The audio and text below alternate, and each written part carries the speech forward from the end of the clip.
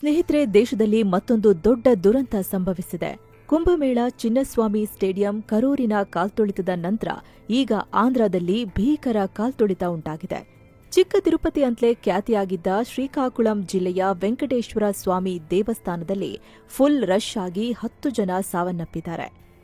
ಮಕ್ಕಳು, ಮಹಿಳೆಯರು ಸೇರಿ ಎಲ್ಲರೂ ದುರಂತಕ್ಕೆ ಬಲಿಯಾಗಿದ್ದಾರೆ. ಸಾವಿನ ಸಂಖ್ಯೆ ಮತ್ತಷ್ಟು ಹೆಚ್ಚೋ ಭೀತಿ ಇದ್ದು ದೇಶಕ್ಕೆ ಮತ್ತೊಮ್ಮೆ ಆಘಾತವಾಗಿದೆ. ಕಾಲ್ತುಳಿತದ ದೃಶ್ಯಗಳು ಕೂಡ ಈಗ ವೈರಲ್ ಆಗ್ತಿವೆ. ತೀವ್ರ ಅಸ್ವಸ್ಥರಾದವರನ್ನ ಆಸ್ಪತ್ರೆಗೆ ದಾಖಲಿಸಲಾಗಿದ್ದು, ಆಂಧ್ರಪ್ರದೇಶ ಸರ್ಕಾರ ತುರ್ತಾಗಿ ಮೀಟಿಂಗ್ ನಡೆಸಿದೆ. ಈ ವರದಿಯಲ್ಲಿ ಅಲ್ಲಿ ಏನಾಯ್ತು ಅಂತ ನೋಡ್ಕೊಂಡು ಬರೋಣ. ಅಂದಹಾಗೆ ಕಾರ್ತಿಕ ಮಾಸದ ಏಕಾದಶಿ ಹಿನ್ನೆಲೆಯಲ್ಲಿ ಪೂಜೆ ಹಾಗೂ ದರ್ಶನ ಮಾಡೋಕೆ ಅಂತ ಶ್ರೀಕಾಕುಳಂನಲ್ಲಿರೋ ಕಾಶಿಬುಗ ವೆಂಕಟೇಶ್ವರ ಸ್ವಾಮಿ ದೇಗುಲಕ್ಕೆ ಜನ ಬಂದಿದ್ರು. ನಾರ್ಮಲ್ ದಿನಗಳಲ್ಲೇ ಈ ದೇವಸ್ಥಾನಕ್ಕೆ ಹೆಚ್ಚಿನ ಜನ ಬರ್ತಾರೆ. ಶನಿವಾರ, ಭಾನುವಾರ ಏನಿಲ್ಲ ಅಂದ್ರೂ ಕನಿಷ್ಠ 10 ರಿಂದ 15 ಸಾವಿರ ಜನ ಬರ್ತಾರೆ. ಆದ್ರೆ ಈಗ ಕಾರ್ತಿಕ ಮಾಸ ಆಗಿದ್ದ ಕಾರಣ ಜನ ಇನ್ನಷ್ಟು ಹೆಚ್ಚಾಗಿದ್ರು. ಆಂಧ್ರದ ಎಲ್ಲಾ ವೆಂಕಟೇಶ್ವರ ದೇವಸ್ಥಾನದಲ್ಲಿ ಪರಿಸ್ಥಿತಿ ಇದೇ ಇರುತ್ತೆ. ಆದ್ರೆ ಈ ದೇವಸ್ಥಾನದಲ್ಲಿ ಒಂದೇ ಸಮಯದಲ್ಲಿ ಸಾವಿರಾರು ಜನರು ಭಾಗಿಯಾಗಿದ್ರು. ದೇವರ ದರ್ಶನಕ್ಕೆ ಅಂತ ದೊಡ್ಡ ಮಟ್ಟದಲ್ಲಿ ಸರತಿ ಸಾಲಿನಲ್ಲಿ ಜನ ನಿಂತಿದ್ರು. ಈ ವೇಳೆ ಇದ್ದಕ್ಕಿದ್ದಂತೆ ಮಹಿಳೆಯರು ನಿಂತಿದ್ದ ಗುಂಪಿನಲ್ಲಿ ಕಾಲ್ತುಳಿತವಾಗಿದೆ. ಮಾಹಿತಿ ಪ್ರಕಾರ ದೇವಾಲಯದ ಪ್ರವೇಶ ಮತ್ತು ನಿರ್ಗಮನ ದ್ವಾರ ಅಂದ್ರೆ ಎಂಟ್ರಿ ಮತ್ತು ಎಕ್ಸಿಟ್ ಪಾಯಿಂಟ್ ಒಂದೇ ಆಗಿತ್ತು.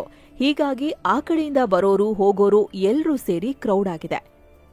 ಜನರನ್ನ ನಿಯಂತ್ರಣ ಮಾಡೋಕೆ ಅಲ್ಲಿ ರೈಲಿಂಗ್ ಬ್ಯಾರಿಕೇಡ್ಗಳನ್ನ ಹಾಕಲಾಗಿತ್ತು. ಆದ್ರೆ ಆ ಚಿಕ್ಕ ವ್ಯವಸ್ಥೆ ಈ ದೊಡ್ಡ ಜನಪ್ರವಾಹವನ್ನ ತಡೆದುಕೊಂಡಿಲ್ಲ. ಮಾಹಿತಿ ಪ್ರಕಾರ ಈ ದೇಗುಲಕ್ಕೆ ಶನಿವಾರ 25,000 ಜನ ಸೇರಿದ್ರು ಅಂತ ಗೊತ್ತಾಗಿದೆ. ದೇವರ ದರ್ಶನ ಬೇಗ ಮಾಡ್ಕೊಳ್ಳೋಣ ಅಂತ ಹಿಂದಿನಿಂದ ಅನೇಕ ಭಕ್ತರು ನೂಕಿದ್ರು. ಹೀಗಾಗಿ ಒಬ್ಬರ ಮೇಲೆ ಮತ್ತೊಬ್ಬರು ಬಿದ್ದಿದ್ದು ಸರದಿಯಲ್ಲಿ ಒತ್ತಡ ಉಂಟಾಗಿದೆ. ಪರಿಣಾಮ ಕಂಬಿಬೇಲಿ ಸಡಿಲಾಗಿದೆ.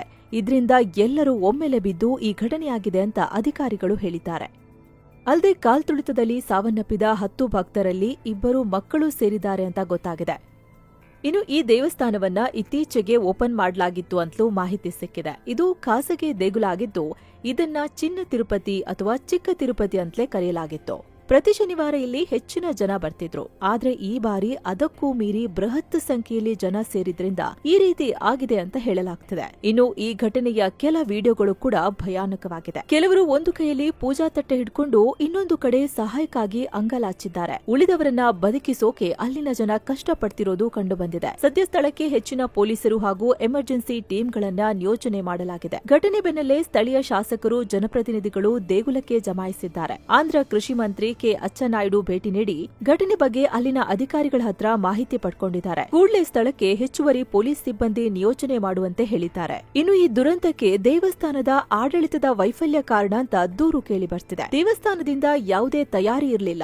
ಏಕಾದಶಿಗೆ ಹೆಚ್ಚು ಜನ ಬರ್ತಾರೆ ಅಂತ ಸರ್ಕಾರಕ್ಕೆ ಮಾಹಿತಿ ಕೊಟ್ಟಿರಲಿಲ್ಲ. ಅವರು ಅನುಮತಿಯನ್ನ ಪಡೆದಿರಲಿಲ್ಲ.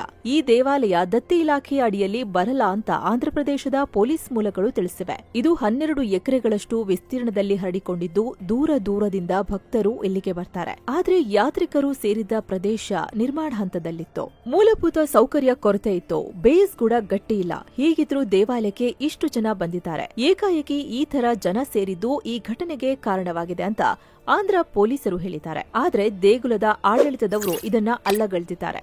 ನಾವು ಸರ್ಕಾರಕ್ಕೆ ಅನುಮತಿ ಕೇಳಿದ್ವಿ. ಪ್ರತಿ ಶನಿವಾರದಂತೆ ಈ ಶನಿವಾರ ಕೂಡ ಇಲ್ಲಿ ಸೆಕ್ಯೂರಿಟಿ ಬೇಕು ಅಂತ ಕೇಳಿದ್ವಿ ಅಂತ ಅವರು ಹೇಳಿದ್ದಾರೆ. ಇನ್ನು ಈ ದುರಂತಕ್ಕೆ ಆಂಧ್ರ ಸಿಎಂ ಚಂದ್ರಬಾಬು ನಾಯ್ಡು ಕೂಡ ವಿಷಾದ ವ್ಯಕ್ತಪಡಿಸಿದ್ದು, ಘಟನೆಯಿಂದ ನನಗೆ ಶಾಕ್ ಆಯಿತು. ಮೃತಪಟ್ಟವರ ಕುಟುಂಬಕ್ಕೆ ಸಂತಾಪ ಸೂಚಿಸುತ್ತೇನೆ. ಈ ಇನ್ಸಿಡೆಂಟ್ನಲ್ಲಿ ಗಾಯಗೊಂಡವರನ್ನ ಬೇಗನೆ ಆಸ್ಪತ್ರೆಗೆ ದಾಖಲಿಸಿ ಚಿಕಿತ್ಸೆ ಕೊಡಿ. ರಕ್ಷಣಾ ಕಾರ್ಯಾಚರಣೆಯನ್ನ ತೀವ್ರಗೊಳಿಸಿ ಸಾಧ್ಯವಾದಷ್ಟು ಜನರ ಪ್ರಾಣ ಉಳಿಸಿ. ತಕ್ಷಣವೇ ಅಲ್ಲಿನ ಪರಿಸ್ಥಿತಿ ನಿಯಂತ್ರಿಸಿ ಅಂತ ಅಧಿಕಾರಿಗಳಿಗೆ ಸೂಚಿಸಿದ್ದೀನಿ ಅಂತ ಹೇಳಿದ್ದಾರೆ.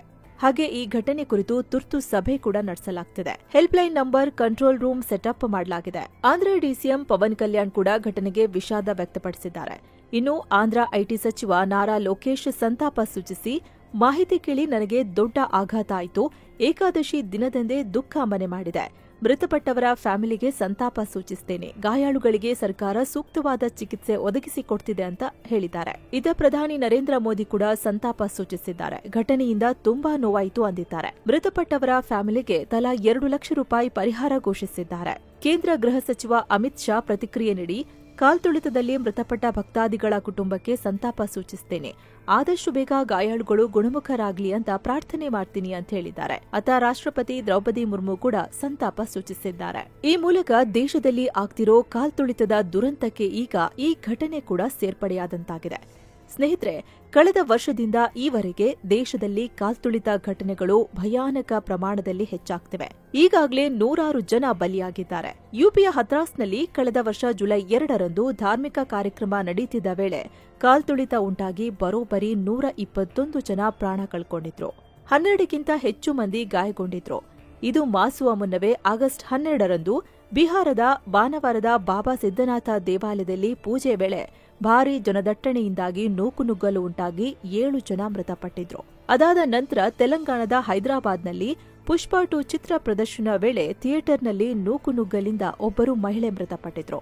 2025ರಲ್ಲಾದ್ರೂ ಈ ಥರದ್ದು ಆಗದೇ ಇರ್ಲಿ ಅನ್ನೋ ಪ್ರಾರ್ಥನೆ ಇತ್ತು. ಆದ್ರೆ ಈ ವರ್ಷ ಕೂಡ ಇಂಥ ಕಾಲ್ತುಳಿತ ಪ್ರಕರಣಗಳು ನಡೀತಲೇ ಇವೆ. ಈ ವರ್ಷದ ಆರಂಭದಲ್ಲಿ ಜನವರಿ 8ರಂದು ಇದೇ ಆಂಧ್ರದ ತಿರುಪತಿ ದೇಗುಲದಲ್ಲಿ ವೈಕುಂಠ ದ್ವಾರ ದರ್ಶನಕ್ಕಾಗಿ ಟೋಕನ್ ಪಡೆಯೋಕೆ ಹೋಗಿ ದೊಡ್ಡ ಪ್ರಮಾಣದಲ್ಲಿ ಜನ ಮುಗಿಬಿದ್ದು ಕಾಲ್ತುಳಿತವಾಗಿತ್ತು. 6 ಜನ ಮೃತಪಟ್ಟಿದ್ರು. 12ಕ್ಕೂ ಅಧಿಕ ಜನ ಗಾಯಗೊಂಡಿದ್ರು. ಇದಾದ ಕೆಲವೇ ದಿನಗಳಲ್ಲಿ ಯುಪಿಯ ಮಹಾಕುಂಭ ಮೇಳದ ವೇಳೆ ಇಂಥದ್ದೇ ದುರಂತ ಆಗಿತ್ತು. ಮೌನಿ ಅಮಾವಾಸ್ಯೆ ನಿಮಿತ್ತ ನದಿಯಲ್ಲಿ ಪವಿತ್ರ ಸ್ನಾನ ಮಾಡೋಕೋಗಿ ಕಾಲ್ತುಳಿತ ಸಂಭವಿಸಿ 30 ಜನ ಸಾವನ್ನಪ್ಪಿದ್ರು. ಸುಮಾರು 60 ಜನ ಗಾಯಗೊಂಡಿದ್ರು. ಫೆಬ್ರವರಿ 15ರಂದು ಇದೇ ಕುಂಭಮೇಳಕ್ಕೆ ಹೋಗೋಕೆ ಅಂತಾನೆ ರಾಷ್ಟ್ರ ರಾಜಧಾನಿ ದಿಲ್ಲಿ ರೈಲ್ವೆ ನಿಲ್ದಾಣದಲ್ಲಿ ಅಯೋಧ್ಯೆ ಟ್ರೈನ್ಗಾಗಿ ಹೆಚ್ಚಿನ ಪ್ರಯಾಣಿಕರು ನಿಲ್ದಾಣಕ್ಕೆ ಬಂದ್ರು. ಈ ವೇಳೆ ನೂಕುನುಗ್ಗಲು ಉಂಟಾಗಿ ಅಲ್ಲೂ 18 ಜನ ಕೊನೆಯುಸಿರೆಳೆದ್ರು. ಇದಾದ ಬಳಿಕ ಕಳೆದ ಮೇ 3ರಂದು ಗೋವಾದ ದೇಗುಲದ ಜಾತ್ರೆಯಲ್ಲಿ ದರ್ಶನಕ್ಕಾಗಿ ಸಾವಿರಾರು ಜನ ಮುಗಿಬಿದ್ದು ನೂಕುನುಗ್ಗಲು ಉಂಟಾಗಿತ್ತು. ಪರಿಣಾಮ 7 ಜನ ಅಸುನೀಗಿದ್ರು. 80 ಜನ ಗಾಯಗೊಂಡಿದ್ರು. ಇನ್ನು ನಮ್ಮ ಬೆಂಗಳೂರಿನ ಚಿನ್ನಸ್ವಾಮಿ ಸ್ಟೇಡಿಯಂ ಬಳಿ ಕೂಡ ಐಪಿಎಲ್ನಲ್ಲಿ ಕಪ್ ಗೆದ್ದ ಸಂಭ್ರಮದಲ್ಲಿ ಭಾಗಿಯಾಗಿ 11 ಜನ ಮೃತಪಟ್ಟಿದ್ರು. ಹಲವರು ಗಾಯಗೊಂಡಿದ್ರು. ಇನ್ನು ಇತ್ತೀಚೆಗೆ ತಮಿಳುನಾಡಿನಲ್ಲಿ ನಡೆದ ಘಟನೆ ಇನ್ನೂ ಮಾಸಿಲ್ಲ. ನಟ ವಿಜಯ್ರ ಟಿವಿಕೆ ಪಕ್ಷದ ಕರೂರ್ ರ್ಯಾಲಿಯಲ್ಲಿ ಭಾರೀ ನೂಕುನುಗ್ಗಲು ಆಗಿತ್ತು. ಪರಿಣಾಮ 41 ಜನ ಕೊನೆಯುಸಿರೆಳೆದಿದ್ರು. 124ಕ್ಕೂ ಹೆಚ್ಚು ಜನ ಗಾಯಗೊಂಡಿದ್ರು. ಇದು ದೇಶ ಇನ್ಯಾವತ್ತೂ ಕಾಲ್ತುಳಿತದಲ್ಲಿ ಇಂಥ ತಪ್ಪು ಮಾಡಬಾರದು ಅನ್ನೋ ಪಾಠ ಕಲಿಸಿತ್ತು. ಆದ್ರೂ ಈಗ ಮತ್ತೆ ಅದೇ ತರಹದ ನೋವಿನ ಘಟನೆಯಾಗಿದೆ.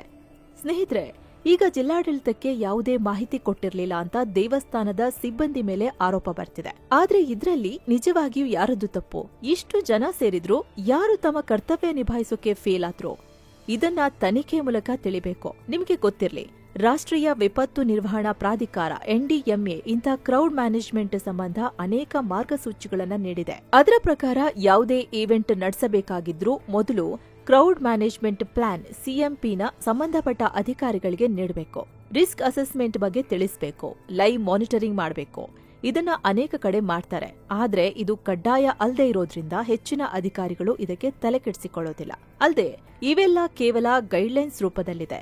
ಈ ಗೈಡ್ಲೈನ್ಸ್ನ ಜಾರಿ ಮಾಡೋದನ್ನ ಸ್ಥಳೀಯ ಆಡಳಿತಕ್ಕೆ ಬಿಡಲಾಗಿದೆ. ಹೀಗಾಗಿ ಹೇಳೋರಿಲ್ಲ ಕೇಳೋರಿಲ್ಲ ಅನ್ನೋ ಥರ ಆಗಿದೆ. ಹೀಗಾಗಿ ಮೊದಲು ಕೇಂದ್ರ ಸರ್ಕಾರ ಕ್ರೌಡ್ ಮ್ಯಾನೇಜ್ಮೆಂಟ್ ಸಂಬಂಧ ಹೊಸ ಕಾಯ್ದೆ ತರಬೇಕು. ಈ ಗೈಡ್ಲೈನ್ಸ್ ಪಾಲನೆ ಮಾಡೋದನ್ನ ಕಡ್ಡಾಯ ಮಾಡಬೇಕು. ಯಾವುದೇ ಕಾರ್ಯಕ್ರಮಕ್ಕೂ ಮುಂಚೆ must and should crowd management ಪ್ಲಾನ್ನ ಒಪ್ಪಿಸಬೇಕು. ಪ್ರತಿ ಈವೆಂಟ್ಗೆ ಒಬ್ಬ ವ್ಯಕ್ತಿಯನ್ನ ಲೀಗಲಿ ರೆಸ್ಪಾನ್ಸಿಬಲ್ ಮಾಡಬೇಕು. ಏನೇ ಆದ್ರೂ ಆತ ಉತ್ತರ ಕೊಡಬೇಕು. ಉಲ್ಲಂಘಿಸಿದ್ರೆ ಶಿಕ್ಷೆ ಅನ್ನೋ ಹಾಗಾಗಬೇಕು. ಆಗ ಮಾತ್ರ ಇಂತಹ ದುರಂತಗಳನ್ನ ತಪ್ಪಿಸೋಕೆ ಸಾಧ್ಯ.